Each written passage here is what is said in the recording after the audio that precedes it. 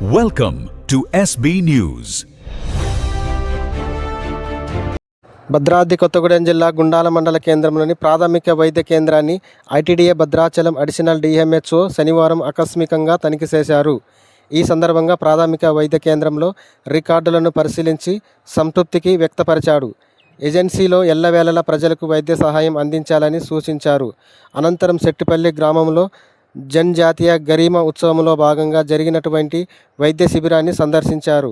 ఈ కార్యక్రమంలో doctor Tarun, sub unit అధికారి భద్రు, హెల్త్ సూపర్వైజర్ రాజు, సిబ్బంది, గ్రామస్తులు పాల్గొన్నారు. సెపరేట్ షెడ్యూల్ చేయడం జరిగింది. దానిలో నిమిత్తం ఈరోజు సెట్టిపల్లి గ్రామంలో ఈ హెల్త్ మేళాతో పాటు ఐటీడీఏ తరఫున కావాల్సినటువంటి స్కీమ్స్ గురించి కూడా ఈ సెట్టిపల్లి గ్రామస్తులకు అందరికీ రూట్ లెవెల్లో తెలియజేసే విధంగా ఇక్కడ విలేజ్ సెక్రటరీ మరియు గ్రామ సర్పంచ్ గారు ప్రత్యేక చర్యలు చేపట్టి ఇక్కడ అందరినీ కూడా యాక్టివేట్ చేస్తున్నారు.